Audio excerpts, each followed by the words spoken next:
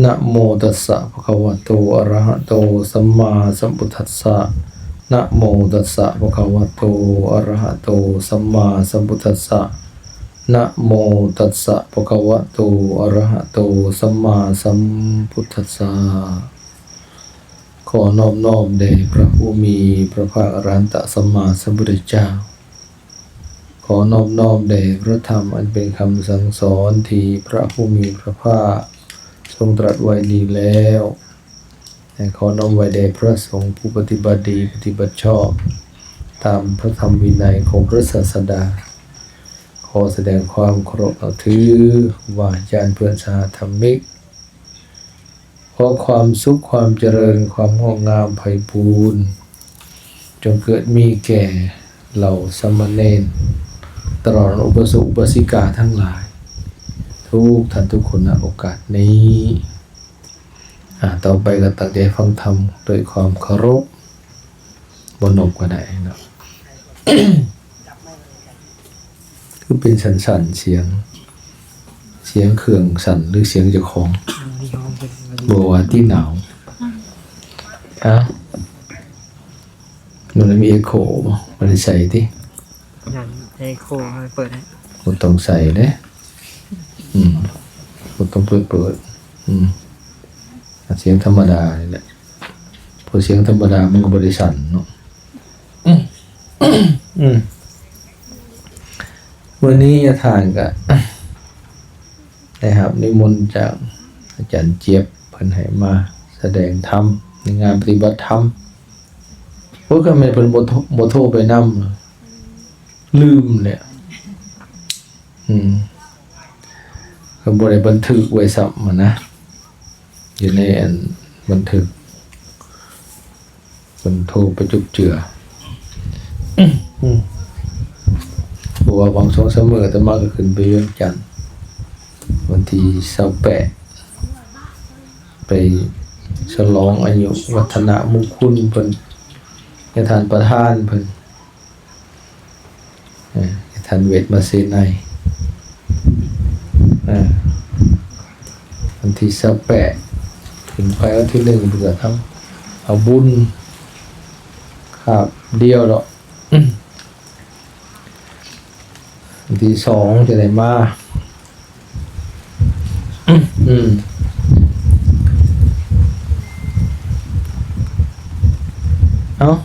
เข้าสู่เนื้อหาที่จะแสดงธรรมวันนี้ก็สินำเอาสัตถุธรรมคำสอนของพระพุทธเจ้าในเรื่องอปปนกสูตรเนาะหรือว่าอปปนกปฏิปทาแปลว่า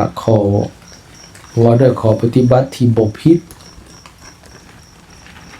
ธรรมที่จะกล่าวต่อไปนี้ปฏิบัติแล้วดีบ่ผิดยิ่งปฏิบัติยิ่งดีนะซะปฏิบัติแล้วบ่ผิด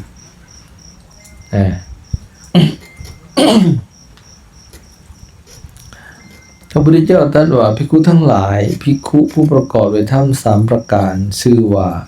ปฏิบัติบ่ผิดและทานชื่อว่าปารภเหตุเพื่อความสิ้นอาสวะนี่เป็นเหตุในสิ้นอาสวะได้คือกันนะกับปฏิบัติธรรม3ประการนี้ธรรม3ประการอันใดแน่คือ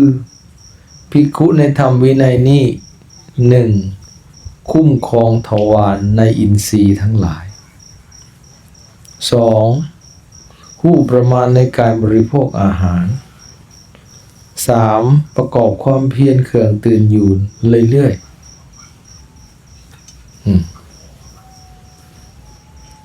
ภิกขุชื่อว่าคุ้มครองทวารในอินทรีย์เป็นแนวใดอินทรีย์หัวอินทรีย์แปลว่าความเป็นใหญ่นะภิกขุในธรรมวินัยนี้เห็นหูด้วยตาแล้วบ่รวบถือบ่แยกถือสำรวมอินทรีย์ก็หมายความว่าระวังสังวรระวัง ตาหูดังลิ้นกายใจเป็นว่าอินทรีย์หกอินทริยะหรืออินทรีย์เนี่ยแปลว่าความเป็นใหญ่เห็นว่าเป็นสุดในยอดหมุกนะจักขุนทริยังโสตินทริยังจักขุนทริยังว่าอินทรีย์คือตาเป็นใหญ่มีใหญ่ในการอย่างตาหน้าที่มันเป็นใหญ่ในการเบิ่งเนาะการเบิ่งการมองเห็นมันเป็นใหญ่หูเป็นใหญ่ในการฟังเสียงดังเป็นใหญ่ในการดมกลิ่นลิ้นเป็นใหญ่ในการลิ้มรสกายเป็นใหญ่ในการสัมผัสเย็นร้อนอ่อนแข็งใจเป็นใหญ่ในการคิดในการนึก หรือในการหู้นี่มันเป็นใหญ่คนละอย่างจะเป็นใหญ่แทนกันบ่ได้จะเอาตาไปเป็นใหญ่แทนหูก็บ่ได้ไปฟังแทนหูบ่ได้จะเอาหูมาเบิ่งแทนตาบ่ได้มันใหญ่คนละอย่างไปเจอว่าอินทรีย์เพิ่นให้สำรวมระวังอินทรีย์ตาหูดังลิ้นกายใจสำรวมในใดมันเพิ่นอธิบายอันนี้ภิกขุในธรรมวินัยนี้เห็นหูด้วยตาแล้วบ่รวบถือบ่แยกถืออันนี้เข้าใจยากบ่รวบถือมันเข้าในใดเข้าใจบ่บ่รวบถือเนี่ยมันก็ว่าเวลายกตัวอย่างเฮาเห็นหูด้วยตาเนี่ยเห็นตัวอย่างเห็นคนเห็นทั้งหมดเลยอันนี้รวบถือเช่นคนนี่งามคนนี่ขี้ร้ายสินะขี้ร้ายบึกกระโตนะโอ้ยงามเฮ้ยพุ่นนี่สินะโอ้ยพุ่นนี่ขี้ร้ายสินะหรือวัตถุก็ดีสิ่งของสัตว์สาก็ตามอันนี้งามอันนี้บ่งามสินะเห็นเบิดโตมันน่ะก็นี่รวบถือคันแยกถือน่ะเห็นเป็นส่วนๆโยพุ่นนี่ผมเรางามเว้ยโอ้ยพุ่นนี่ตาเรางามตาก็งามหูก็งามหน้าตางามตางามปากงาม อันนี้นะตีนมืองามแล้วแสดงว่าแยกถือเห็นวะถือเป็นส่วนๆไปวัตถุสิ่งของก็คือกันเห็นเป็นส่วนมันแยกเป็นส่วนๆแล้วอันนี้งาม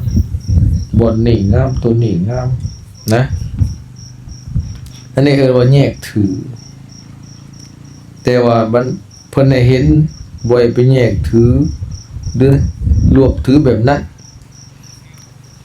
ถึงแยกก็ให้สักแต่ว่าเห็นซื่อๆเนาะ เพื่อสำรวมในจักขุนสีเดสำรวมในตาซึ่งเมื่อบ่สำรวมแล้วก็จะเป็นเหตุให้ถึกบาปอกุศลธรรมคืออภิชฌาความเพ่นเล็งใดของเขาและโทมนัสความทุกข์ใจครอบงำบางทีก็เพิ่นมักแปลง่ายว่าความพอใจและบ่พอใจครอบงำถ้าเอาไปบ่ระวังในไปแยกถือรวบถือนะมันก็สิเห็นอันนี้คันเห็นงามมันก็สิหลงเกิดราคะเกิดความกำหนัดความพอใจความอยากได้ถ้าเห็นเนี่ยบ่น่าพอใจอภิชฌาอโทมนัสมันก็เกิดความคัดของมองใจทุกข์ใจแบบนั้นคัดเครื่องใจโอ้ยอันนี้บ่คักเว้ยโอ้ยอันนี้บ่งามเว้ยอันนี้บ่แซ่บสินะอันนี้บ่หอมมันก็เกิดความบ่พอใจคันเกิดความคันมันไปเบิ่งในลักษณะของความกำหนัดพอใจเห็นมันสวยมันงามมันหอมมันแซ่บมันม่วนมันก็หลงไหลมัวเมากำนัดนี่เห็นบ่ ก็จะว่าจะได้เห็นรูปทั้งตาก็ตามได้ยินเสียงทั้งหูก็ตามได้กินทั้งดังได้รสทั้งลิ้นได้สัมผัสทั้งกายเรียกว่าพุทธภาพศูนย์ต้องกายจิตคิดนึกก็ให้หู้กำหนดหู้ก็พอเห็นสักแต่ว่าเห็นได้ยินเพียงแต่ว่าได้ยินอย่างนี้เป็นต้นว่ายินดียินหายเห็นบ่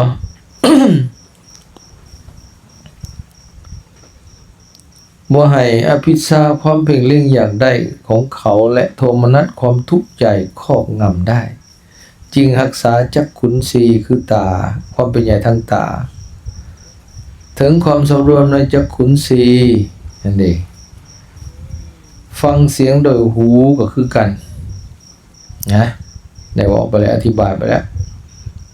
ก็ให้ได้ยินเพียงแต่ว่าได้ยินถ้ากำหนดในเสียงที่กระทบใส่หูก็เพียงแต่ว่าได้ยิน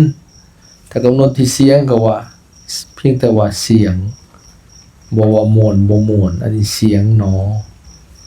ได้ยินหนอนี่นะสักแต่ว่าได้ยินอันไหนเพียงแต่ว่าเสียงจบโอ้คันแม่นได้นั่นนี่เนี่ยว่ากิเลสบ่เกิดได้เนาะมันเพียงแต่สัมผัสซื่อๆผัสสะเพียงแต่เป็นผัสสะหูตัวอย่างว่าตาหูกระทบใส่ตาหูว่าเห็นบ่เห็นจบถ้ากำหนดที่อายตนะภายในก็ว่าเห็นถ้าอายตนะภายนอกก็ว่าหูเท่านั้นแม่นหยังกระทบใส่ตาเฮาหูสีนะเป็นได้บ่ตาเห็นจบแล้วเลยนะเพิ่นจะว่าหูก็กำหนดที่หูก็หูก็ขอยืมเอาสำแบบ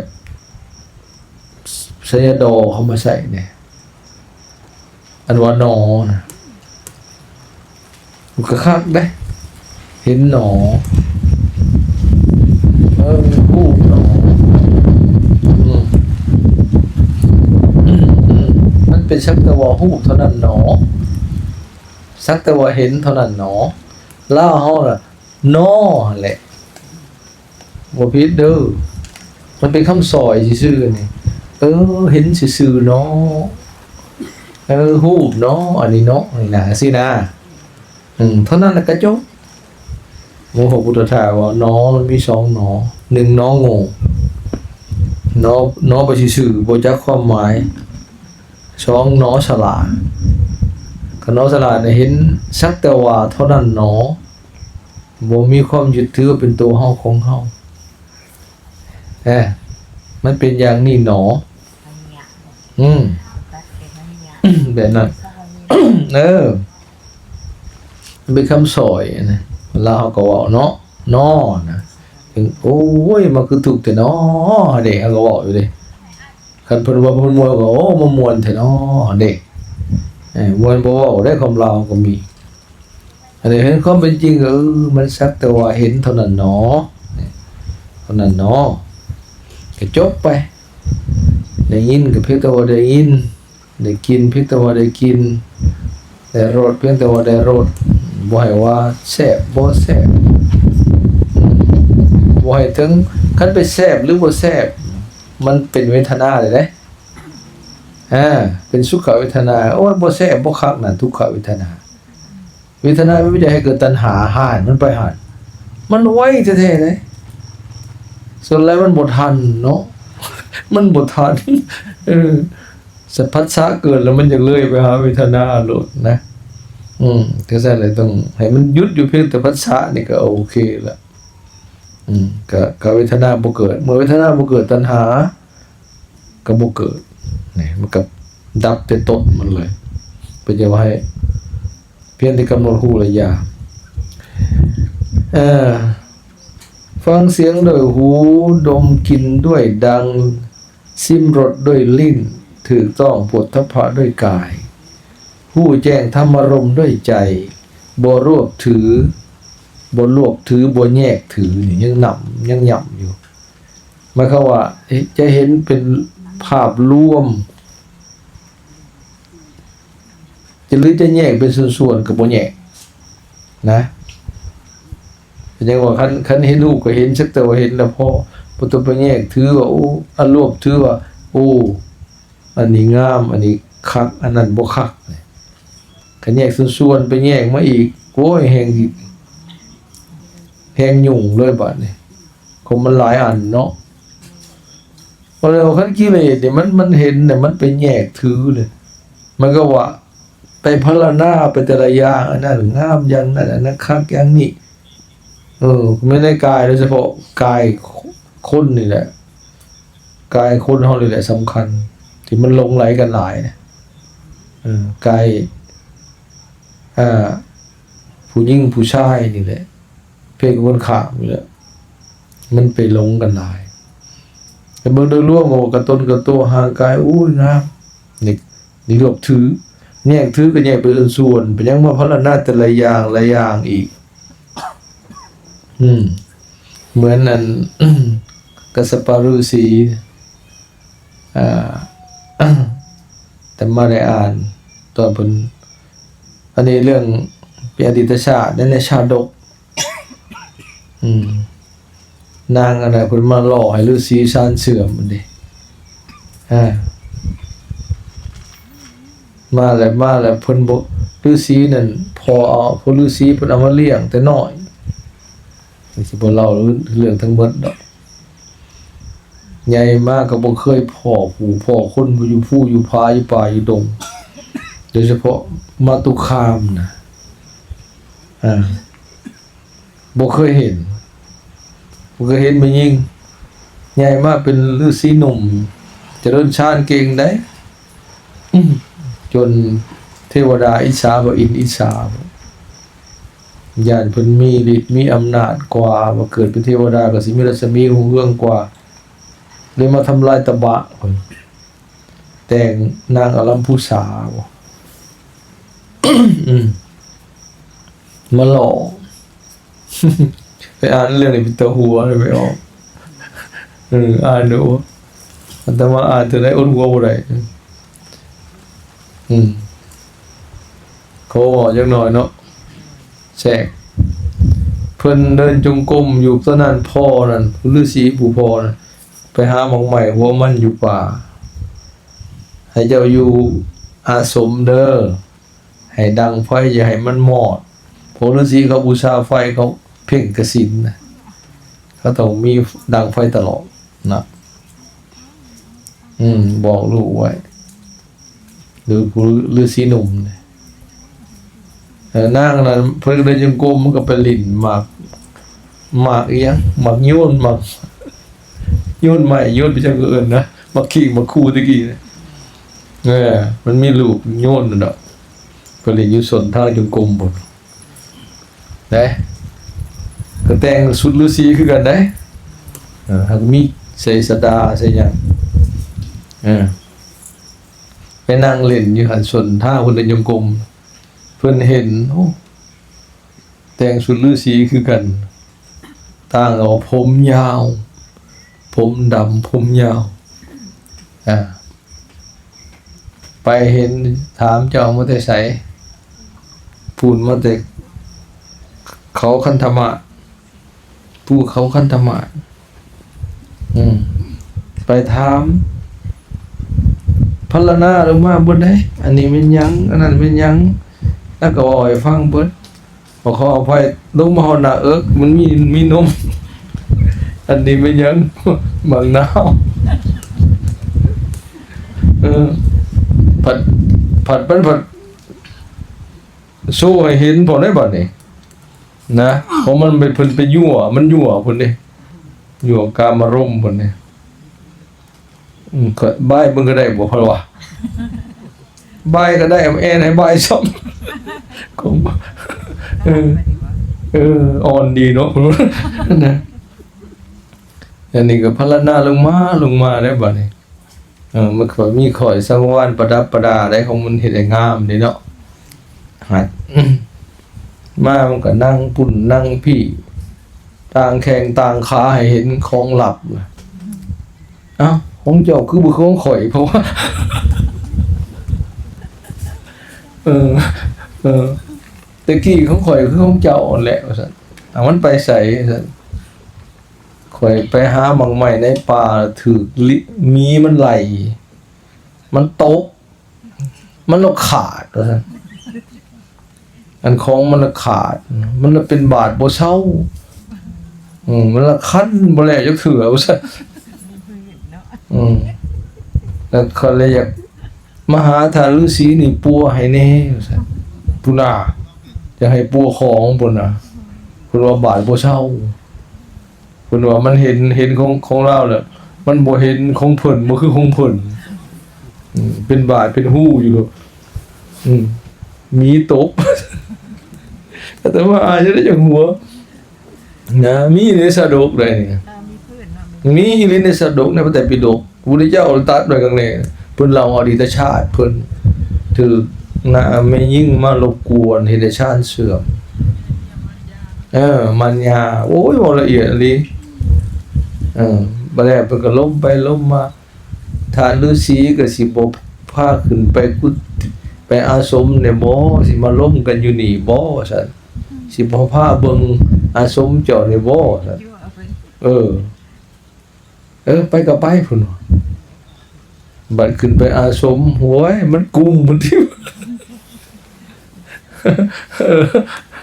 คือบ่เป็นมันก็เฮ็ดให้เพิ่นเบิดแล้วบัดนี้นะมันอยู่มันกวนเพิ่นสุดท้ายก็มีอีหยังกันแล้วบัดเรียกว่าความหักไข่และอาทรถึงบ่ซนกะหูเองสัญชาตญาณนะ แล้วมันก็คำแหน่มันก็ล่าได้หรือสิเมื่อได้กันกลับมาแล้วยันโพเจ้าขา นะ มันสำเร็จความประสงค์กับหนีแล้วบัดล่ามึงจนอันอยู่ในอาสมน่ะเพิ่นตากยาไว้แม่เอายาพื้นเมืองตากไว้ไปเพิ่นไปอีหยังกันนะหันหักยาสะบ่ถิไฟหมอด ลืมสุมไฟผู้พอกลับมาเพิ่นนั่งเหงาอยู่บ่คืนฮอดฤาษีนีฤาษีมียิงเพิ่นคือฤาษีแล้วมันแต่งใส่ชุดหนังเสือหยังคือกันเด้มาเห็นเพิ่นนั่งเหงาอยู่เป็นหยังคือต่างบัดนี้คือบ่สดบ่ซื่นคือบ่ไปเบิ่งไฟกับหมอดหักยาสะอยู่ในอาสมเลยมาถามเป็นหยังเจ้าคือมานั่งโศกเศร้าเงางวมอยู่โอ้ยมีฤาษีนี่มาเป็นแต่งโตคือเฮานี่แหละพุ่นแล้วก็พรรณนาคือในบ้านบอกคือเก่าแหละมีหน้าตาจังสันจังสีงามมีคิ้วงามตางามบอกไปพรรณนาแยกแยกถือคือบอกมาแหละแน่น่ะก็มีอันน่ะปุ่มมีอันน่ะบางนาว2หน่วยก็บอกพรณนาคืนเบิดเป็นบาทนั่นนี่อยู่อังคาเป็นบาทเราขึ้นนะน่าก่อยฟังนะเหตุการณ์เราให้ขึ้นฟังเบิดจนหดบอลมาพี่แล้วมันมาอีหยังผลอยู่สารมมาข่มขืน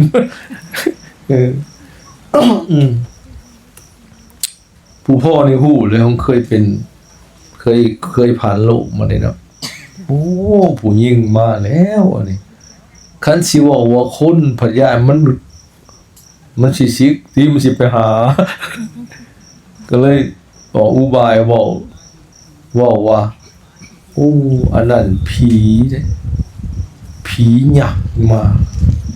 ผีหายมาโอ้ยดีแล้วมันบ่กินเจ้าซะนะมันมาหลอกเจ้าดีแล้วมันบ่กินเจ้าผีหยักได้นะเจ้าอย่าไปขึ้นหอดมันเด้อใครอยู่นี่มันหนีก่อนมันย่านพอมาเห็นซะแล้วมันกินเจ้าแท้ๆแล้วกันมันมาเถื่อหน้าก็จะไปหลงหัก หลงสิเนหาน้ำมันได้มันหลอกให้เจ้าหลงได้น่ะหยักผีหยักได้ซั่นน่ะบ่อยากว่าคนคือกันน่ะแล้วหรือเพราะว่าอย่างซั่นญาติบัดเกิดญาติขึ้นมาหยิบตั้งใจภาวนาว่าซั่นได้บัดเจริญสมาธิได้ฌานขึ้นมาแน่เห็นบ่ฌานโลกีมันได้อยู่นะญาติอยากมากิน ญาติพี่อยากมากินผีหายนะนั่นแหละเห็นบ่อะไรแหละมันหลงจะว่าอันข้อหมายที่เป็นใส่เอามาแต่งคือเพิ่นไปแยกถือไปไล่แต่ละอย่างพันละนามาถึงเต็นผมลงมาตาข้าง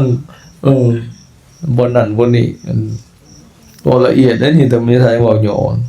แต่ละอย่างอะไรเพิ่นถามมันนั่นเป็นนั้นเนี่ยมันแยกถือเห็นบ่เบิ่งเบิดต้นเบิดตัวก็งามเบิ่งทนส่วนไปอีกว่าเป็นงามนะลักษณะนั้นนี่มันเกิดให้เกิดบาปอกุศลในใจเป็นจังไว้สำรวมระวังตาหูดังลิ้นกายใจเวลาตาได้เห็นหูฟังเสียงดังดมกลิ่นลิ้นลิ้มรสกายกระทบสัมผัสจิตคิดเนี่ยบ่หมายความว่าบ่ให้เห็นเด้เห็นแต่ว่าให้ระวังบ่ให้ยินดียินหายตัวนี้มันธรรมดามันก็ต้องเห็นแต่ตามันจักขุประสาทมันดีมันบ่ได้บอดแล้วก็มันมึนอยู่มันก็ยอมเห็น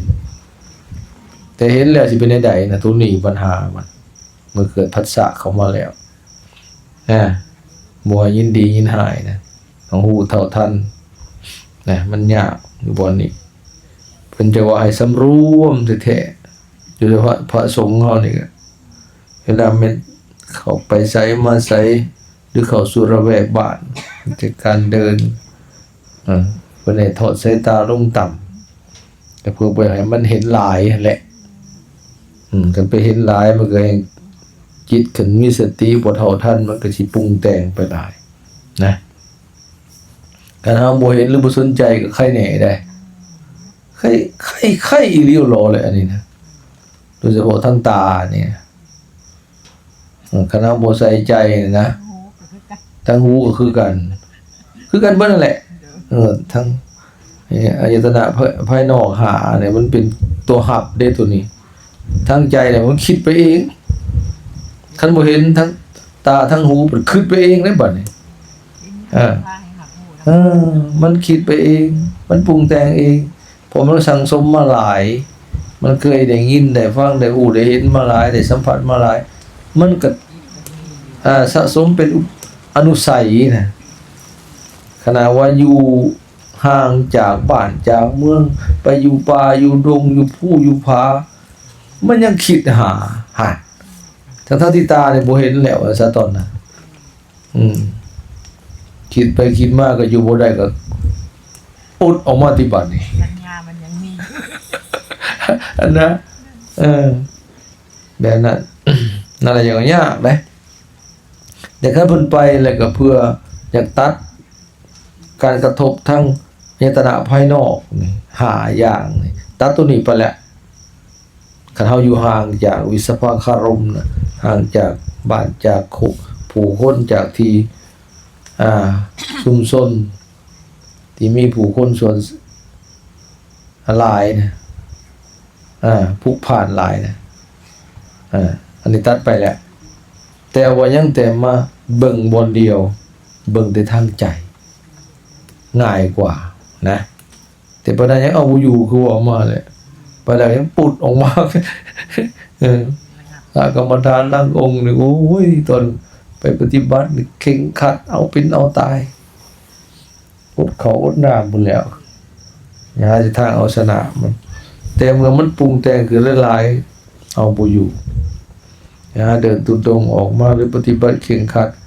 ออกจากฌานมาลาสิกขาไปเลยนั่นก็มีนะนั่น ยากบ่ง่ายเด้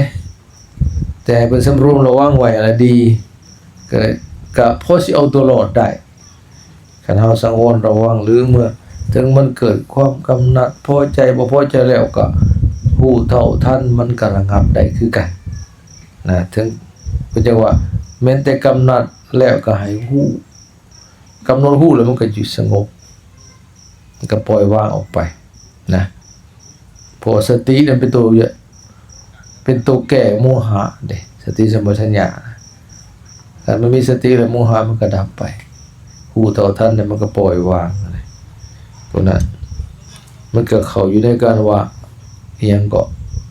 สังรวมใจได้บาดนี่รู้เท่าทันจิตของตัวเองแม่ละนึกได้แล้วมันก็ปล่อยวาง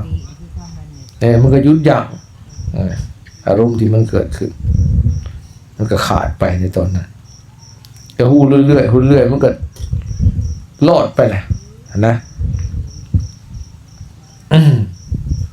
ผู้ใดมันตามหูจิตตัวเองผู้นั้นจะถึงความพ้นทุกข์ได้ง่ายได้ไวเป็นจิตตานุปัสสนานะเอาวันนี้การบริโภคอาหารเป็นอย่างใด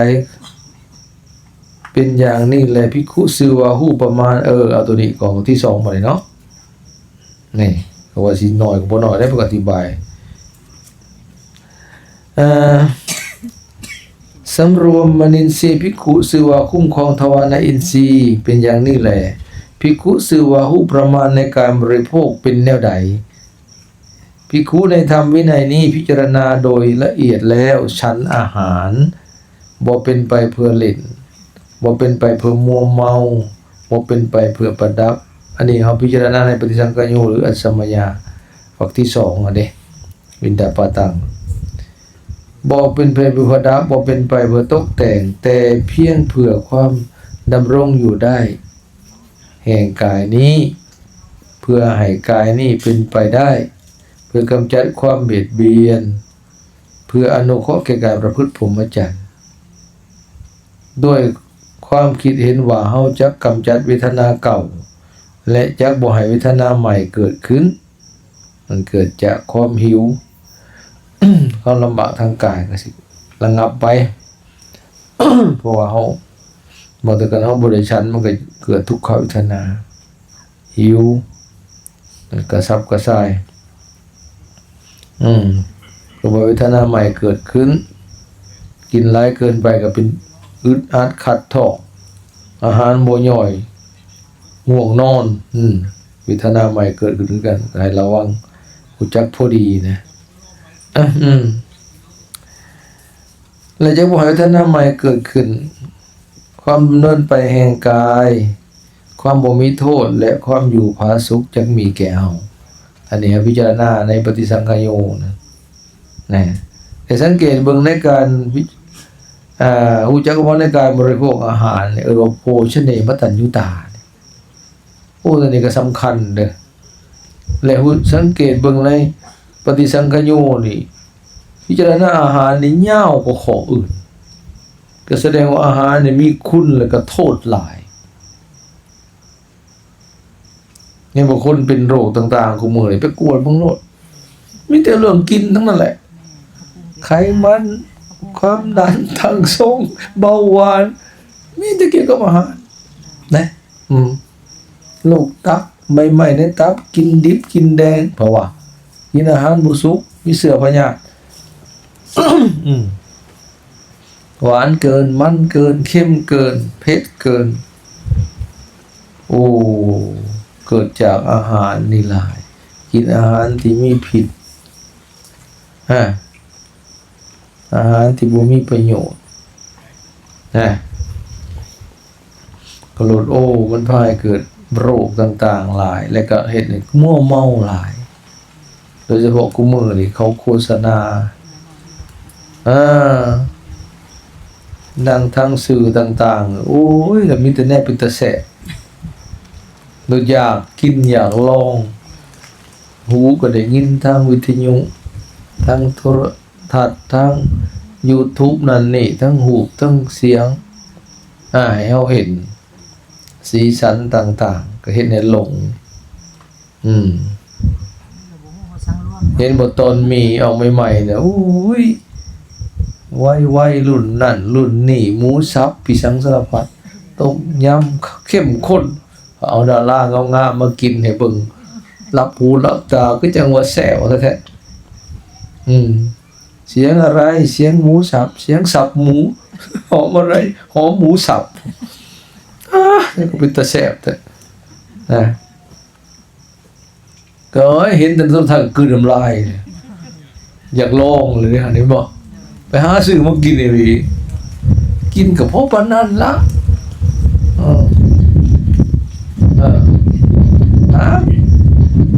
มันเข้าโฆษณาเอิ้นว่าตกเป็นท่าของการโฆษณาโคสัปปมานิกาไงตัวนี้เนี่ยก็เลยมิแต่คือสิเป็นตาแสบเบิดนะหามากินละบาดนี่อ้าวกินมันก็เป็นไปแล้วบาดนี้ผัดมีเกลือสูงในมีในเกลือสูงที่สุดเดิมไม่ออกฉันไปเป็นโรคมะไขลังเลยจะไปกินนะกินได้มีอันตรายต่อไตต่อมะไขลังแต่มาไปประเทศมาเลเซียไปเกาะปีนังปีนั้นองค์การประแดกขององค์การคุ้มครองบริโภคของคงลาวเฮาเพิ่นก็เจ้ามีโครงการไปทัศนศึกษาเอิ้นว่าโครงการดูแลผู้บริโภคองค์การแคปเป็นองค์การสากลองค์การเอกชนบ่ขึ้นกับรัฐบาล พวกนี้เขาสิไปกวดเบิ่งอาหารต่างๆผลิตภัณฑ์สินค้าบริโภคอุปโภคทั้งหลายนี่ว่าอันใดมีสารพิษตกค้างนะมีสารประหลอดมีเคมีมีสีเจือปนหรือมีน้ำตาลหลายโพดนะในอาหารนั้นมีพิษภัยแก่สุขภาพแก่ร่างกายแม้แต่เครื่องสำอางเครื่องท่าเครื่องยังนี่สบู่ยาสีฟันลิสครีมนั่นนี่นะท่าหน้าท่าผิวนี่เขาเอามาให้พวกห้องวิจัยเขาเอามาเบิ่งแยกเบิ่งมันมีธาตุหยังตกค้างที่เป็นพิษแก่ร่างกายถ้าหากมันมีสารนั้นเป็นพิษมีเกินปริมาณที่จะเป็นอันตรายต่อร่างกายเขาสิไปฟ้องรัฐบาล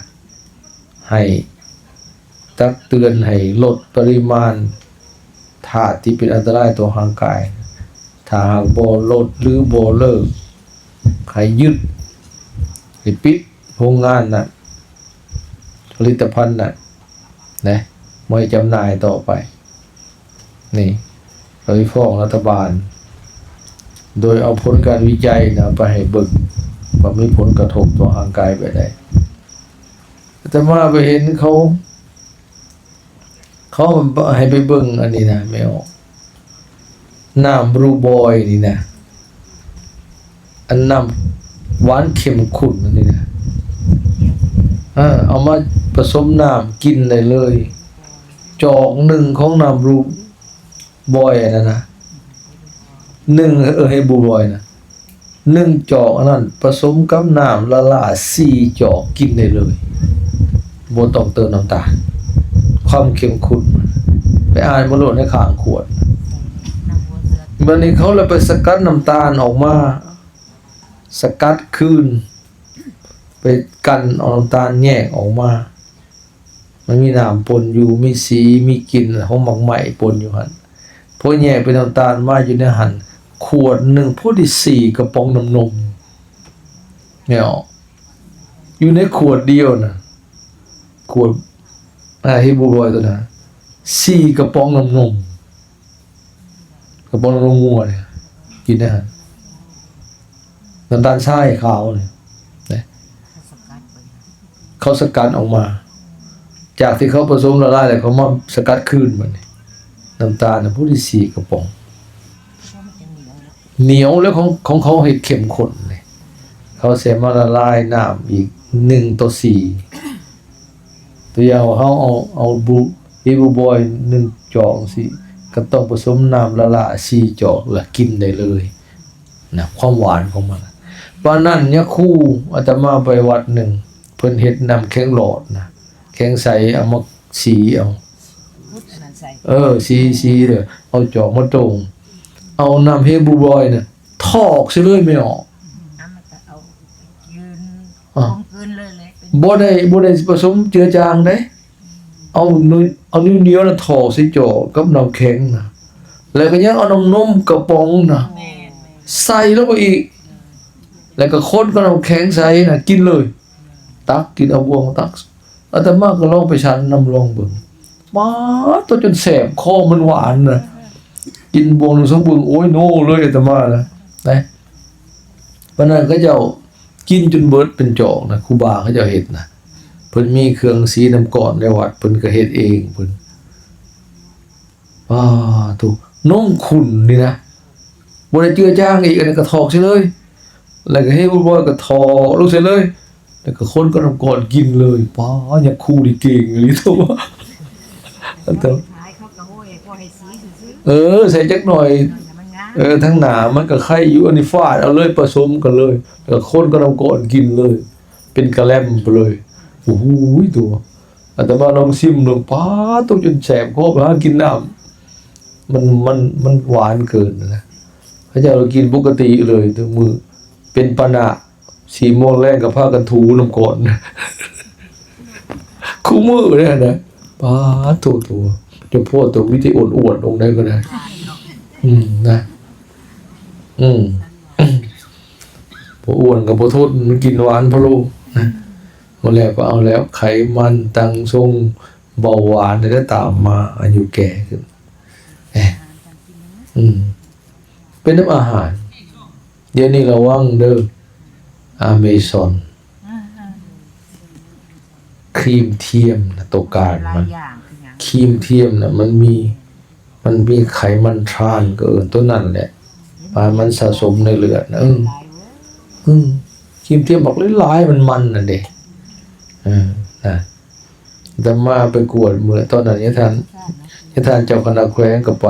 9 องค์บ่นำกันมีพระหนุ่ม 3-4 องค์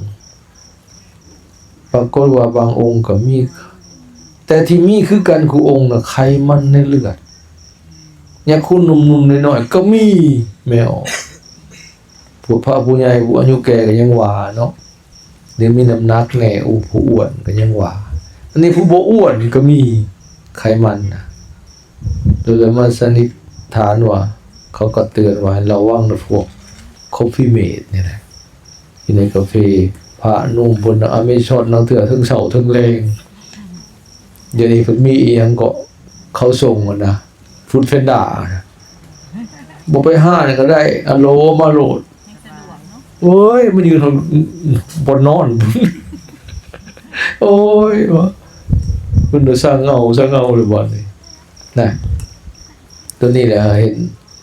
นี่แหละบ่เราต้องได้ระวังเรื่องอาหารมีโทษหลายนะถ้า ใส่หลายอย่าง กินหลายเกินก็อยู่ยากอึดอัดขัดท้องง่วงนอน อันนี้แน่นอนเฮาฉันกินอาหารนี่กินเบาๆนี่ดีนะถึงว่าฉันอิ่มก็ให้อาหารเบาๆประเภทผักประเภทหยังปลาผักที่มันเบาๆที่บ่มีมันโพดบ่มีธาตุแป้งสูงเกินไปบ่มีไขมันอิหยังสูงเกินก็เฮ็ดให้ควบคุมน้ำหนักร่างกายแล้วก็บ่ง่วงนอนกระเพาะบ่ขึ้นกรดไหลย้อนบ่มีเบาๆอาหารพื้นบ้านเฮานี่น่ะดีที่สุดเดี๋ยวนี้มันปรุงด้วยไขมันด้วยการทอดการจืดหลายแต่พ่อแต่แม่เฮาบ่มีต้มก็ต้มใส่เกลือใส่ปลาแดกแกงก็นั่นน่ะสดๆโลดเรื่องอันนี้ให้มันเข้มกับเกลือปลาแดกแต่ปูหานเอาน้ำแป้งนัวก็บ่มีสับอันสิเอาน้ำมันพืชใส่บ่มีเลยตะกี้น่ะคันจืดก็ยามมีบุญจะได้กินจืดขนมจืดบ่ลืมอยู่ขนมจืดนะ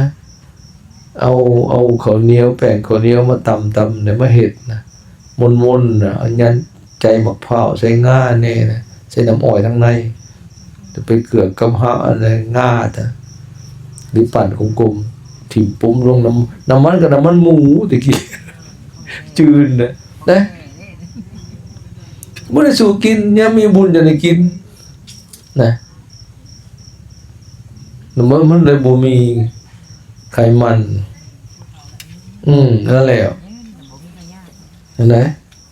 กูมื้อเดียวป้าถูกอีหยังกันนะไม่ออกบางคนนั่นเพิ่นจืนปลาเนี่ยจนกรอบบีก็ไปทางในก็จะเป็นน้ำมันเบิด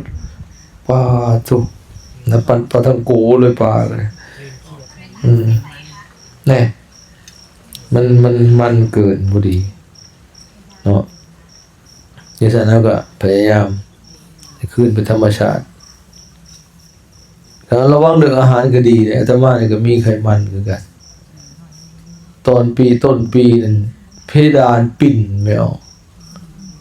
เพดานหมุนลุกขึ้นนอนลงวืบวับโอ้มันเป็นอีหยังมันเพดานหมุนนะมันเป็นวินตอนน่ะแต่มาบ่ค่อยเป็นนะปีกายมันเริ่มไปกวดว่าก็ว่ามีไขมันในเลือดก็เลยว่าจนได้กินยาลดไขมันได้แล้ววิตังส้มน้อยนึงแต่ต่อมาก็เลยมาระวังอาหารชั้นข้าวเหนียวหน่อยลงกินผักหลายๆพวกสินพวกไขมันคือบอกหรือก็กาแฟนั่นนี่ไม่ชอบไม่สนก็ห่างว่าซั่น ลดลงกับผู้อยู่ก็ให้ไปสร้างวังอาทิตย์ก่อนให้น้ำหนักบ่ลงปีกาย2 ปีมันได้น้ำหนักขึ้น60เฮิงที่สุดรักษาน้ำหนักได้นับ10 ปีเป็น53 กิโลนะบัดต่อมา 2-3 ปีมันได้ขึ้นมาฮอดจะ57 58 59 60นึกว่าคือพออยู่ตอนหลังๆนี่คือน้ำหนักคือสิลดแต่ว่าต่างอยู่ว่าบีบแข้งกับเจ้าของว่าปวดแข้งปวดขามันคือแข้งคือสิใหญ่ๆแข้งคือใหญ่แท้นี่นะบัดไปสั่งเบิ่ง64ขึ้นไป4 โลว้ายมันบ่ได้ลงมันหักไข่แนวตั้งส่งบ่ขึ้นถึงส่งบ่10ปลายบ่ขึ้นว่า12ซับ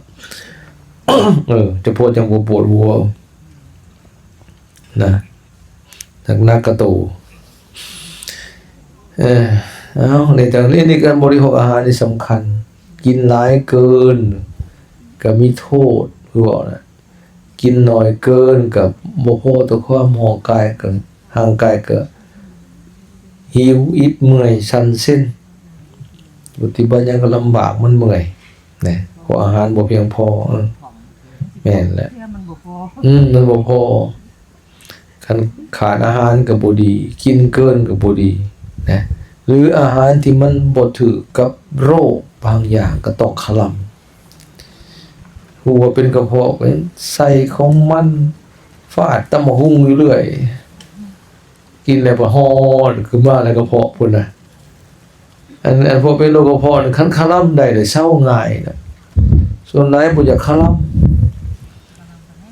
พอมันไข้เนี่ยผัดไปล่องของกินยามันไข้ขึ้นมาเนี่ยจังหวะมันเศร้าแล้วเพราะว่าแหละเอาบางคนหน้าผมก็จิ้วเขาว่าเหมือนบาดกำลังหุ่มไปแกะใหม่มันกำลังหุ่มเขาไปแกะออกมาใหม่นะท่านอะไรก็ฉันนั่นฉันเราระวังโอ้เลยอาหารนี่ดีแท้ๆแต่เราระวังได้คือโรคกระเพาะนี่แหละแนวมันแนวเผ็ดแนวสมเกินเผ็ดเกินมันเกินคันระวังได้ก็ดีนะกินจืดๆเบาๆสิว่าให้ฟังแล้วนึงอันนี้ก็จากมาเลยแหละอาตมาไปมันก็ปีนั้นคือว่าไปศึกษาเรื่องการคุ้มครองบริโภคนะอันไปแล้วเป็นสมาคมจีนขำพ ราะว่าประเทศมาเลเซียเนี่ยอิสลามหลายเขาก็ให้ชาวพุทธมาค้ำชาวพุทธว่าซะแต่ชาวพุทธเป็นชาวพุทธจีนสมาคมจีนมาค้ำเขาก็ถือพุทธศาสนาคือกันจึงเขามุ่นไปชั้นอยู่สมาคมเขาเจ้าชั้นอาหารเจจีนเขาลกคำพาเอาแบบมีแต่อาหารจืดๆแกงโดยเฉพาะเป็นลักเป็นแกงจืดแกงน้ำใสๆนะใส่ผักตำนินใส่หยังใส่ลูกชิ้นน้อยๆนะแต่จืดๆเนาะอาหารเขาเจ้าเป็นจางๆบ่เผ็ดบ่มันบ่เค็มกินกับข้าวเจ้าก็บ่หลาย2-3เรื่องก็จะออกมาเฮ็ดแต่ละมื้อนะ กินหมักอยู่ในนั้น ปรากฏว่าอยู่หั่น11มื้อ น้ำลาย กระเพาะบ่ขึ้นเลยกินข้าวเจ้านะกับแกงจืดนะกระเพาะบ่ขึ้นเลยสบายอยู่เบากระท้องบ่ทนบ่ตัวเอาแล้วตัวนี่โอ้แม่นๆอีหลีนะบ้านเฮานี่อยากเอาเข้มบ้านอาหารลาวอยากเผ็ดกับเข้มนะ ปุ๊บเพิ่นว่าได้ปุ๊บประแดก อาตมาเมื่อบ้านปีน่ะต้องอยู่เมืองเฮิงก็กินอาหารเกิดจากจางก็จะเฮ็ดเนาะเมื่อบ้านเมื่อฉันอาหารอยู่บ้านบ้านนอกเฮาอีหลีน่ะบ้านเกิดบ้านบุ่งน่ะเพิ่นน่ะก็เจ้าประเทศซุปหน่อไม้อันเผานะหน่อไม้เผาน่ะโอ้ยบ่ได้ฉันหึงเลย เอาใส่งาใส่พอยใบพักแป้นน่ะนะ เพราะว่าก็สิได้ชั้นสูตรหน่อไม้เผาบ่ได้ชั้นแต่หึงน่ะตะกี้โยมแม่เราเฮ็ดอยู่เฮือนเราเฮ็ดแซ่บเด้บ่ได้กินหึง แท้ คุยเสร็จแล้ว ก็คิดว่าเฮาเคยกินเนาะปกติบอกว่าเอาไป จนอยากคายนะ มันเค็ม ป้าป้าก็บ่เค็มไปถึงเตอคือสิแม่นเจ้าเดียวถ้วยนั้นมันมี2พักข้าว2 3พายไก่มากินลงมือ อาตมาเอาน้ำแบบนี่แหละ พื้นใจว่าแต่ ถอกใส่ล้างเกลือออกถอกแล้วก็ถอกออกเสียงเงี้ยก็ถอกนะยังเค็ม มันเข้าใน มันเข้าเลือกันครับล้างไปแล้วมาหอยน้ำปลาแดวเบิ่มันก็จางเจ้าลาวที่บ่เนี่ยหักนั้นมันบ่แซ่บว่าอันความนัวก็ยังมันเหยออกบ่ได้ก็มันน้ำออก มันจางลงเนาะหักยังเค็มอยู่อันความนัวเลยเกือบเบิดล้าง2เทื่อแต่เค็มบ่เบิด มันดูดเข้าใน มันเข้าเนื้อเข้าในเอ้าแกงหอยไปกินมันแกงหอยเค็มเหมือนกันอีกเอาเลยฉันบ่เค็มเบิดอันนี้ว่าก็เลยชั้นน้อยๆเอามาดิชั้นหลายบ่ได้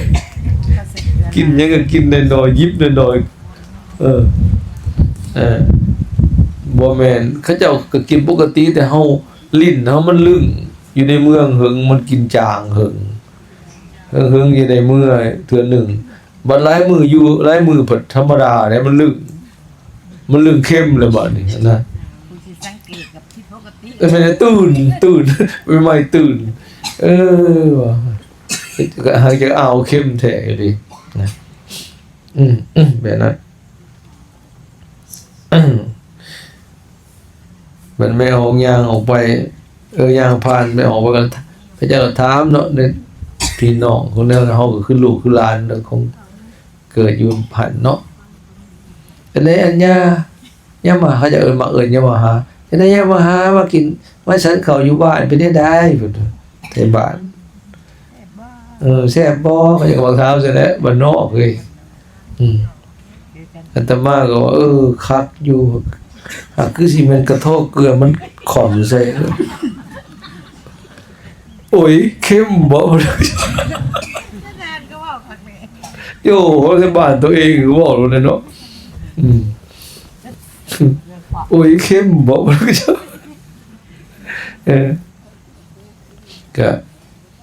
็กินกันแต่มาบอกก็จะเมื่อตอนหลังคือบ่เข้มบ่ได้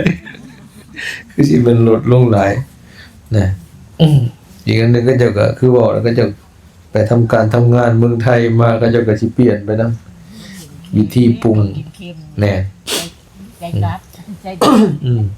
ไปนั่งที่ทาง อันนั้นแหละเพื่อจะให้สำรองระวังเรื่องอาหารเนี่ยมันมีโทษหลาย พิจารณา มีโทษมีคุณ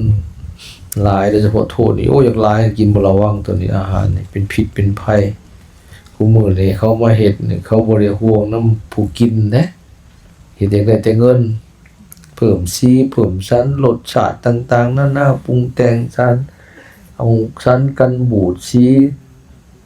แต่งสีแต่งกลิ่นเลียนธรรมชาติ แต่บ่ได้แม่นสีแท้สีเฮ็ดแต่งเลียนเอาคือเขาแต่งกลิ่นหมักสมนี่หมักเกี้ยงนี่เขาเฮ็ดได้ไม่เอาหากบ่แม่นหมักเกี้ยงนะมันมีกลิ่นที่คล้ายคือกันแล้วเอามาเฮ็ดนะเพื่อจะได้ปริมาณหลายๆแต่ความจริงบ่แม่นหมักเกี้ยงเอาสีผสมสีสมมันคือรสหมักเกี้ยงน้อยเดียว เขาก็บอกอยู่ดิน้ำเกี้ยงน้ำส้ม 10% นะเขาบอกอยู่ค่ะเป็นหยังแสดงอื่นก็ มึงก็เนี่ยแต่กินเลียนธรรมชาติเขาก็ยังบอกอยู่นะ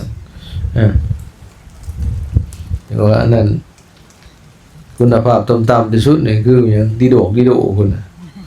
นั่นแหละดีงานศพแล้วเต็มประทีปใช่นะ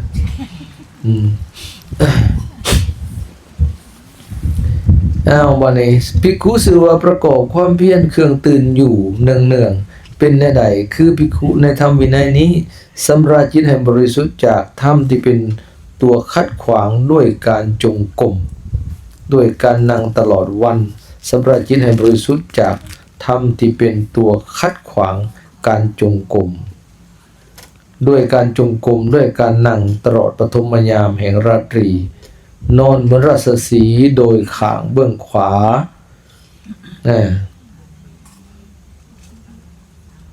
เอาตีนเอาขาเลื่อมกันตีนเลื่อมตีนเท่าภาษาไทยเอาตีนเลื่อมตีนหรือว่าขาเลื่อมกันมีสติสัมปชัญญะหายใจหมายใจว่าจะลุกขึ้นในมัชฌิมยามเที่ยงคืนแห่งราตรีลุกขึ้นสำราญจิตให้บริสุทธิ์จากธรรมที่เป็นตัวขัดขวางด้วยการเดินจงกรมด้วยการนั่งตลอดปัจฉิมยามเที่ยงคืนแห่งราตรีภิกขุชื่อว่าประกอบความเพียรเครื่องตื่นอยู่เนืองๆเป็นอย่างนี้แหละมันก็อันนี้เอิ้นว่าโพสเนมัตชาคริยานุโยคโดยชาคริยานุโยคะประกอบความเพียรเป็นเครื่องตื่นอยู่บ่เห็นแก่การนอนหลายมันหักต่อกันเลยขั้นกินหลายมันอยากมาต่อใส่ตัวนี้นอนหลายอึดอัดขัดท้องหนังท้องตึงหนังตาย่อนมันมานำกันแต่มาเคยบอกว่าหมู่มันกินหลายนอนหลายขี่ข้านมักง่ายลบหลีแก่ตัวหมูมันมานำกันเป็นฝูงนะสังเกตมันจะแม่แท้กินหลายแล้วหมักส่วนกันมาเลยเนาะมันมาโลดกินอิ่มหลายหอยมันบ่ย่อยก็คืออยากนอนแต่ดิอย่างไปมาใช้ก็คัดท้องสุดท้ายก็นอนนานบ่นอนแล้วมันก็เฮ็ดหยังบ่ได้ทีละวันมันสิเป็นเวียกเป็นงานหยังคนนอนไผนอนเฮ็ดเวียกมีบ่มีเด้นอนเรียนหนังสือนอนเฮ็ดการเฮ็ดงานบ่มีมันจะหลับเนี่ยนะเนี่ยนะเดี๋ยวใส่มันก็พาให้สั่งสมความขี้เกียจขี้ขลาดอันนั้นเพิ่นจะว่าวิธีแก้ก็คือการเดินจงกรมอันนี้เพิ่นบอกแจ้งเลยนั่นนี่การนั่งตลอดทั้งวันสำราญจิตให้บริสุทธิ์นั่นในปฐมยาม หัวค่ำตะรัดมัชชิมยามราตรีเที่ยงคืนก็ให้เฮ็ดแนวนี้คันอยากนอนอีหลีก็ให้นอนตะแคงเบื้องขวาเหมือนราชสีห์เอาขาเลื่อมขาตีนเลื่อมตีนแล้วก็ตั้งใจว่าจะลุกขึ้นทำความเพียรบ่มัวเมาในความหลับมันอยากนอนแห้งก็นอนเสียแต่ว่าการตั้งใจจะลุกขึ้นทำความเพียรพอตื่นขึ้นมานะเพื่อความโดยความบ่ประมาทนะบ่เมาในความหลับนี่บ่จักอีกพระพุทธเจ้าความการเสพ3อย่างนี้บ่จักอีก1เสพความหลับเอาตัวก่อน1เสพกาม2เสพความหลับ3เสพของมึนเมาบ่จักอีกจื้อไว้เสพกามบ่ได้อิ่มนะบ่ได้หมายทุกอย่างนะกามารมณ์กามคุณทุกอย่างสิ่งที่ว่าหูงามๆเสียงมวลๆกลิ่นหอมๆรสแซ่บๆสัมผัสนุ่มนวลอันนี้ว่ากามคุณบ่จักอิ่มแต่ว่ากามคุณทางเพศแห้งกว่าตัวอื่นบ่จักอิ่มเท่าก็ยังหาเอากันอยู่ก็คิดเอานั่นแหละแม่นแล้วก็มันอิ่มมันก็เศร้าตัวนะคันอิ่มก็ยาเลยคันอิ่มก็ยาเลยเอากันมาหลายปีคือบ่ยาเนี่ยมันบ่อิ่มแม่นแล้วว่ะคันอิ่มก็โอ้ยยาแล้วโอ้ยเศร้าอิ่มแล้วพอยาเลยแหละเป็นยังยามันอิ่มแล้วมันบ่อิ่มแล้วมันจะเอาอีกแม่นบ่นั่นแหละมันแม่นเฮากินข้าวกันอิ่มแล้วยาเลยติซะยากินอีกก็มันบ่อิ่มก็มันอิ่มก็ยาเลยติก็มันอิ่มเป็นยังบ่กินอีกอิ่มแล้วเพราะกินแล้วพออยากอีกกินอีกนะอิ่มแล้วไปถ่ายแล้วพอหิวอีกกินอีกอยากอีกนั่นแหละเพราะมันบ่อิ่มก็ยังอยากอยู่เรื่อยก็เลยกินอยู่เรื่อยเป็นจังเสพกามบ่อิ่ม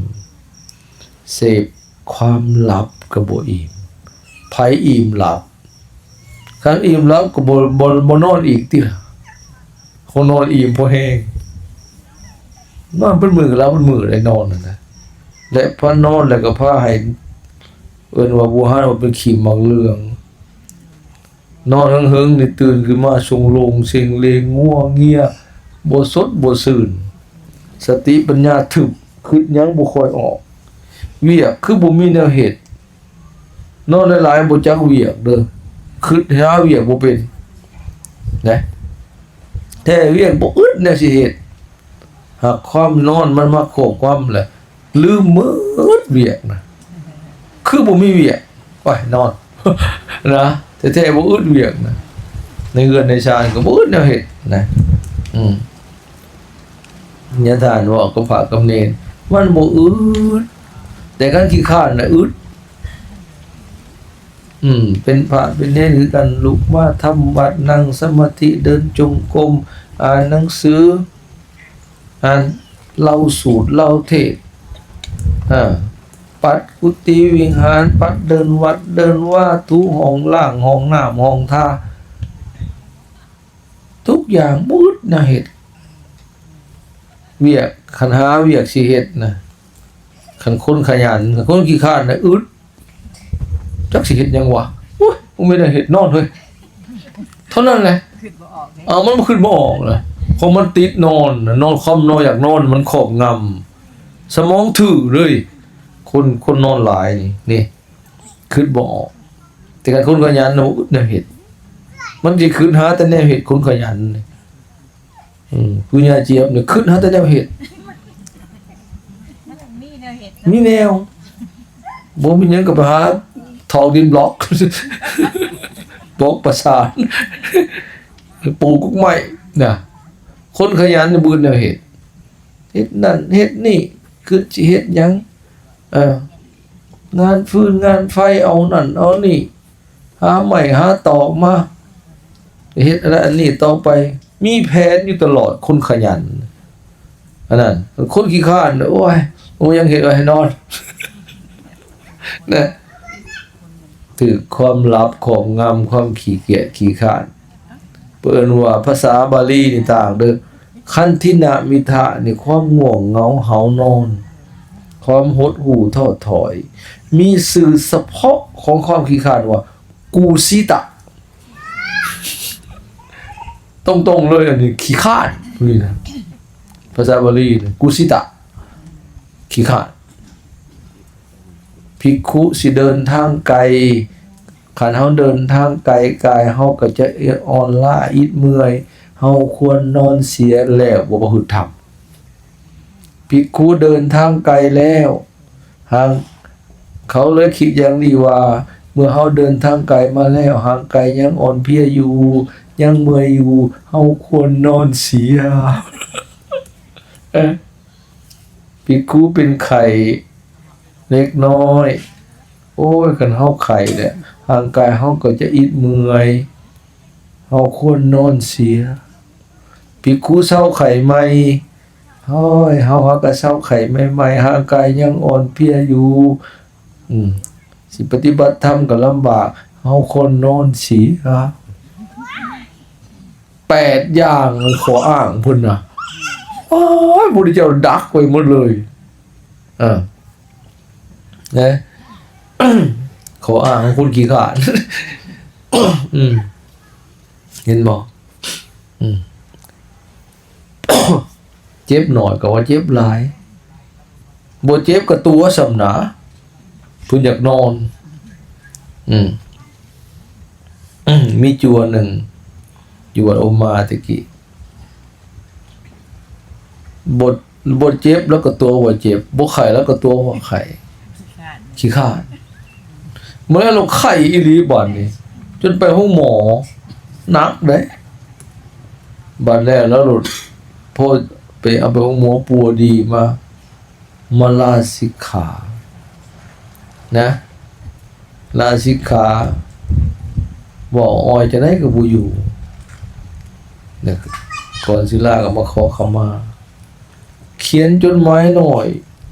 เมื่อสอดไว้ข้างบ่อาตมานั่งหนังสืออีหยังผับเห็นบ่กล้าบอกสารภาพผิดเขียนคืนตะกี้สำนึกได้แม่เขาหน่อยยอมผิดยอมแม่นผ่านมาเขาหน่อยตัวอัญญาตัวว่าเจ็บว่าไข้แล้วสิคือว่ามีกรรมว่าซั่นนะเขาหน่อยขอขมาเขาหน่อยอย่าเป็นบาปเป็นกรรมแล้วเขาหน่อยรู้ใจเจ็บรู้ไข้อีหลีพุ่นว่าเกิดเขาหน่อยละสิก็ย้อนอันนี้แล้วพุ่นว่ายันอดบ่ได้ยันตัวคือเก่าพุ่นว่าสิดีกว่าแล้วสำนึกได้ง่ายบ่ใหญ่แล้วจนชนบ่าวแล้วตอนนั้นเดี๋ยวว่าเขาเอามาเป็นตะหัวเลยอันชื่อแล้วใส่ใจชื่อมวนจุบเจือคนบ่คนตีนยาวๆเกิดบ่ใส่ตะกี้กูตีใหม่เอามาหลังกับอิฐแต่ว่าถูเองหมดได้เอากำมะพร้าวถูจนเหลืองแล้วย่างขึ้นมาห้อยตีนเราสุดเลยเขาเกิดบ่ใส่โอ้ห้อยตีนใส่ใจแล้วอันนี้ชื่อห้อยตีนเจ้าบ่เอิ้นมาโดยปัดเนี่ยไหนบอกบ่เชื่อบ่ฟังให้ยะท่าให้อาจารย์ปัดห้อยตีนเจ้าเต็มที่แล้วใส่นี่แม่เกิบนะบ่ใส่กับปดคือเก่าแต่ไปมาไปเยี่ยมน้ำหมักจับเขาก็ตัวกลางตีนลิบเลยยะทานนะแล้วบาปมายะทานปัดขี้ตีนเยอะโอ้คนกัน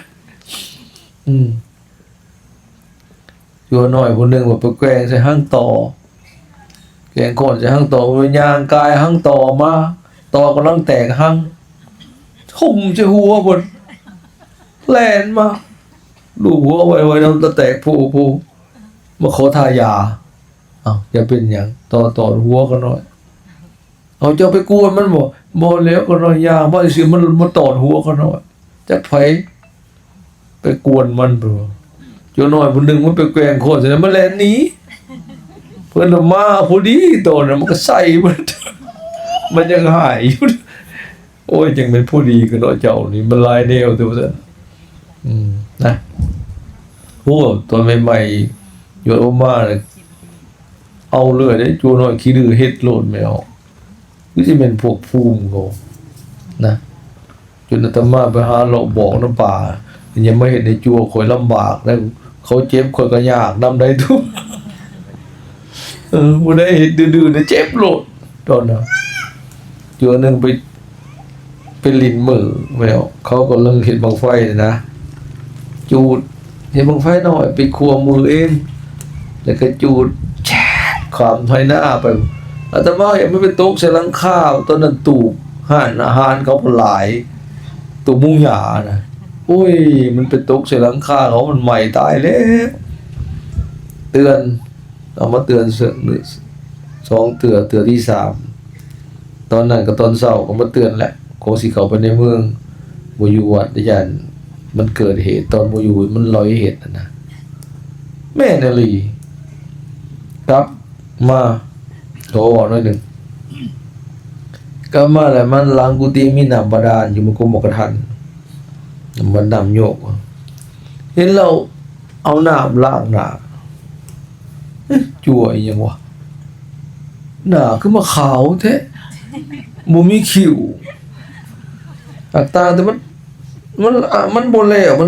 มันฮ้อนเด้มือลวก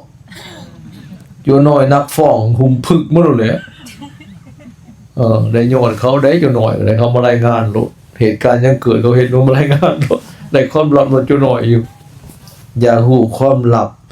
ไปถามกับผู้หญิงและเด็กน้อยนี่พุทธเจ้าสอนไว้เลยนักคิดศาสตร์ก็บอกถามจั่วน้อยนี่ได้ความลับหลายอย่างโดยเฉพาะจั่วใหญ่หรือยังครูเฮ็ดผิดเขาเห็นก็บอกโลดนะ อันย่าอันจ้อยๆน่ะมือลวกหน้าแล้วซั่นบอกซะนั่นเลย หน้าขาวสิ อันแล้วล้างหน้าอยู่นั่นบ่โดยอ้าวซั่นไปเฮ็ดจังได๋ซั่นแล้วครัวมืออันตำแล้วน่ะได้ผสมแล้วมันล่ะเพิ่นจูดร้องแล้วมันบ่แห้งเพราะว่ามือมันบ่แห้งซั่นติมึงรู้ไม่ออกครัวมือตำแล้วนั่นได้ไผสิเคยเฮ็ดนะพัดเอาบาดได้มาขัวน่ะบาดเขียวขี้เมียงบาดเล็กน่ะในตารางกุดขัวแล้วก็คนสองเบิ่งน้ำจังซี่แหละวุ้มขึ้นมาเต็มหมดหน้าขนตาก็บ่ยังขนคิ้วก็บ่ยังนะไปเบิ่งอาตมาไปส่องเบิ่งบนนักขัวจนขี้มือติดหดแป้นพื้นกุฏิน่ะไม่ออกตัวมันแห้งปานนั้นกุฏิน่ะยางวิหัวไหน ตายังบ่แตกเนาะ ดีแต่ตาบ่บอดมือตาบ่ขึ้นเลยขนตามันปิดเลยมันแห้งมันกูดเข้าไปได้ขนตามันกูดเข้าไปอัดเลยไม่ออกขี้มือนะกับขนตามันอัดเลยมือบ่ขึ้นเลยแล้วบังเอิญพอดีอาตมาขี่สำล้อเข้าไปสกาแลบน่ะแล้วกำลังโง่ออกไปวิทย์วัดออกไปบอกอยู่น้อยไปไม่นำ100ไว้เขาก็แล่นนำเอิ้นน้ำดังสำล้อแล้วก็โง่คืนมาเอาไปห้องหมอนะเอาไปห้องหมอแผลก็ไปละเขาก็ไปทาโปมัดไว้มันเย็นไว้วันเราเจ็บหลายห้องข้างเขาก็ส่งมาห้องหมอตาอยู่ข้างหัวการนะห้องหมอเมืองเก่ามาล้างตาหัวตามืดบ่ขึ้นแล้วเข้าไปหมอเข้าไประยะหนึ่งก็จะก็ออกมาไข้แน่เขาว่าตาบ่บอด ตามันธรรมชาติมันไวความรู้สึกมันไวนะพอไฟมันวึบมามันสิรับโลดเด้เราแต่ว่ามันน่ะไฟใหม่คนตามันละกูก คิดกัน ติดกันบัดนี้มืดบ่ขึ้นแต่เขาล้างออกมาเลยก็มื่นได้ เพื่อ ใช่ เตือนสกุลปุ่งพวกเอง ท่ายมท่ายาโอ้ยมันหอมมันคางโอ้ยโอ้ยโอ้ยแต่สังเวชนะก็ไปปลอบใจไปเดี๋ยวมันลายมือมันก็แดงเขามันหัดเขาแดงเขาบ่เปื่อยแดงเขามันดีเขาแล้วมันก็ ไปทันเนี่ย แดงก็มันล่อออกคือหนังหมูนี่บาดนี่ขาวๆ ด่างคืนอยู่หลายเฮิงได้หลายเดือนมันจังคอยแดงเป็นหนาเป็นสีเนื้อคืน ยังหนุ่มน้อย อย่างน้อยมันดีไว้ แต่ผู้สาวห่วย มือทำอิฐนั่นแหล้วมันค้างบนมือกันเวียนโอ้ยโอ้ยโอ้ยมันหอนที่สองที่สามไปกับใคร ออกจากห้องหมอกะหมอนี่ก็คือกัน โคราช ลาชิก ไอ้ความพีด ตอนนั้นโอ้แต่มามันมีหลายเรื่องได้แปลกๆตอนอยู่อุมาตอนนั้นยังบ่ได้จดไว้เป็นเรื่องแปลกๆห้อยตัวเราสิยากต้องถึกอยู่เขาห้องหมออยู่เรื่อยบ่ได้เรื่องนั้นนี่บ่ จุดไปหาบอกเจ้าที่เจ้าทานอย่าไปเฮ็ดหยังเขาเจ็บเขาปวดเลยเด้อกรรมเขาก็เขาหับบาปของเขาอยู่แล้วมันสิยากไปปัวนี่ได้บ่ว่าสิ งมไปเลยบ่ ก็ไข้นั่นแหละ จะไปว่ามันก็ไข้บริสุทธิ์เป็นหยังบ่ได้ตะกี้ได้เอาเลยห่วย มีได้พวกเขาสั่งมีได้พวกเขาเฮ็ดได้เขาเฮ็ดแต่ใดเขามีเทวานุภาพพวกนี้เขาเฮ็ดนะ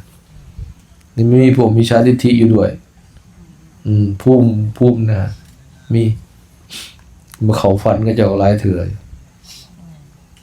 มีครูบาองค์หนึ่งให้ทานไปกวาดมันเป็นขุมนะฮะนะเอาขี้เหงื่อไปทมหันยังคู่ไปจูดขี้เหงื่อนะฮะนะอาตมาบอกอย่าจูดมันดำหุบเอาเขาจะปัดเข้าป่าไปเลยให้ใบไม้มันเปื่อยเองนะอย่าจูดมันบ่งามมันดำมันเป็นขี้ฝุ่นขี้เถ้าแล้วมันนั่งมายังมันปลิวลมพัดมาก็ได้หรือมันนั่งมันก็เปื่อย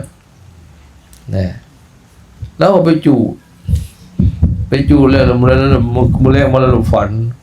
นว่ามียิ่งอุ้มลูกมาว่ามาหายเอาไปจูดเฮือนมันจะไปจูดเฮือนข่อยมันว่าบ่มีบ่อยู่มันว่าเฮือนได้ไสเขามื้อแรกแล้วเรามาบอกเขาน้อยจูดในขี้เหงื่อในคุมนั่นหั่นแหละเราเดี๋ยวถ้าเลยว่าเจ้าไปอุทิศบุญให้มันเด้อสิจะบอกไปอุทิศบุญให้อยู่หั่นแหละบนกองไฟอย่างเดียวซะอย่าไปยาน้ำนะทิศให้เขาแผ่บุญให้มันก็มาเขาฟันเราตื่นไปเนี่ยมื้อแรกมันมาบอกว่าได้เฮือนใหม่เลยมันว่าไปแต่เด้อได้เฮือนใหม่เลยมันแผ่บุญให้ก็มีเรื่องแปลกๆหลายเรื่องอย่างนี้ทางบ่ค่อยได้เล่าอยู่นะฮะ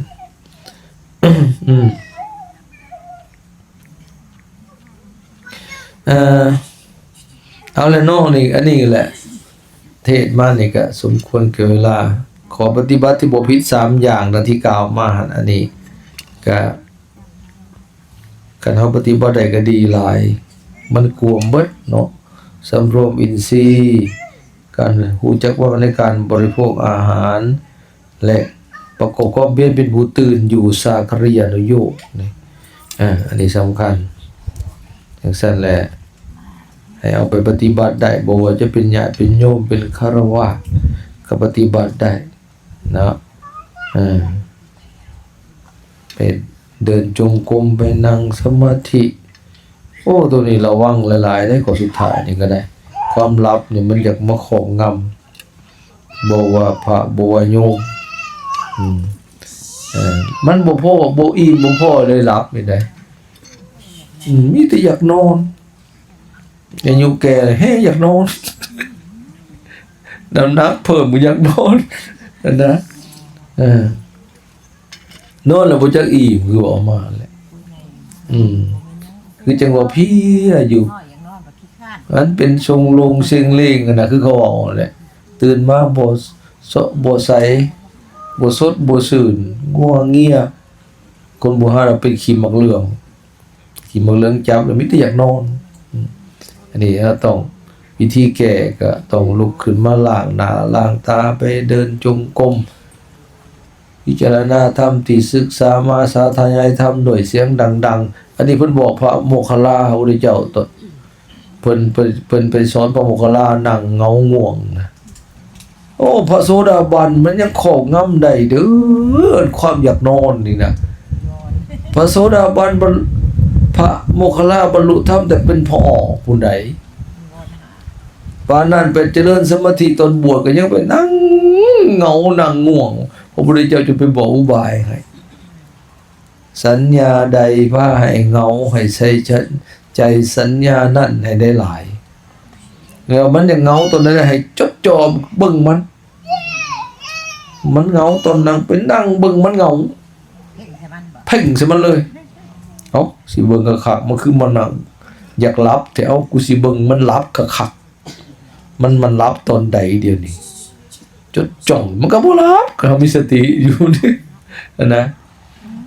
จ่อใส่มันก็บ่รับเลย มันก็บ่หลับของมันตั้งใจอยู่สติบ่ขาดเด้สาธยายธรรมที่เราเรียนมาออกเสียงอีกทีใดสูตรบทใดบทหนึ่งนะโดยเฉพาะบทที่เฮามักแหละที่เกิดความสังเวชบ่หรือที่เกิดความสดชื่นเกิดปีติเวลาสูตรไปแล้วสาธยายไปแล้วเอามาเอาสูตรให้ได้ยินเสียงอีกทีใดบ่แม่นเว้าในใจได้บ่แม่นเด้เพราะว่าเสียงกับหูนี่มันสัมพันธ์กันถ้าเฮาออกเสียงแล้วมันจะตั้งใจสูตรตั้งใจสาธยายแล้วมันก็บ่เงาเลยเนาะมันบ่ตั้งใจมันเพ้อแล้วมันจะเหงาไอ้บ่จุน้อยสวดมนต์บ่พอจะได้รับแล้วมันเพ้อ